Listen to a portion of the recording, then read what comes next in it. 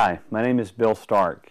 I grew up in a small town, Greenville, Mississippi, and grew up in a really great family. Had a brother, two sisters, and a mom and dad, and really had a very enjoyable childhood growing up.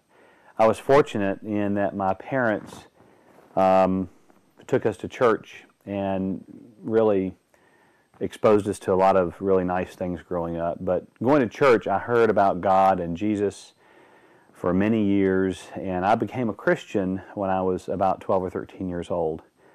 For me, the problem was that I understood what it meant to become a Christian. What I didn't understand is what it meant to be a Christian and to live the Christian life. So when I went to college, really the wheels fell off the truck. I really got involved in everything imaginable in order to find happiness and satisfaction and peace in my life. That included lots of drugs, lots of alcohol, lots of parties, lots of smoking, premarital sex, promiscuity, lust, pornography, you name it. I was knee deep in it. And as I got a little bit older, pornography, continuing with the promiscuity part, and drugs as well.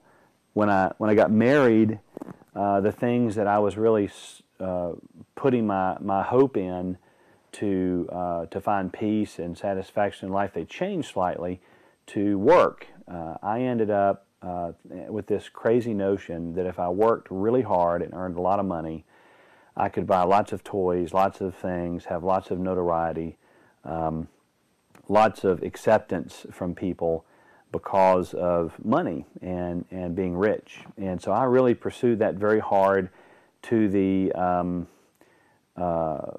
it cost me in relationships, in the people around me, myself. I didn't take care of my health. I was really invested in making money and being wealthy and finding happiness and peace in life through lots of work.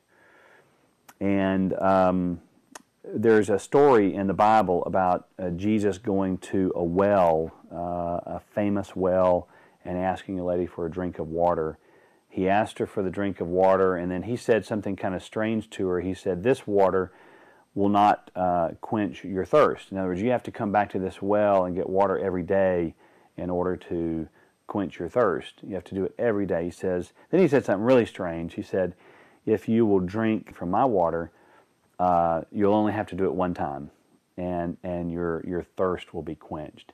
And that's sort of the way I went about living my life. I went to the well, if you will, of the world, seeking things in the world to find happiness and peace and satisfaction, acceptance, meaning and purpose, and it wore me out. It was really a terrible cycle because you had to do something every day to gain the acceptance of others and meaning and purpose.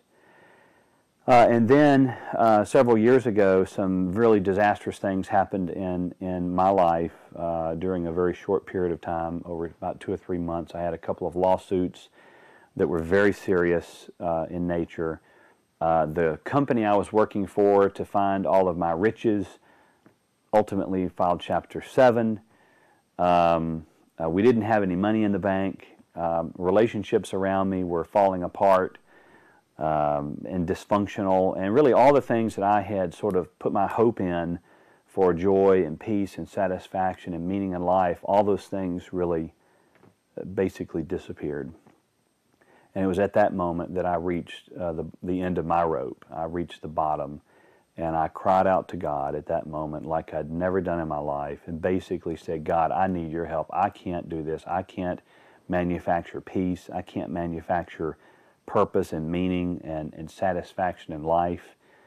I just can't do it. I give up."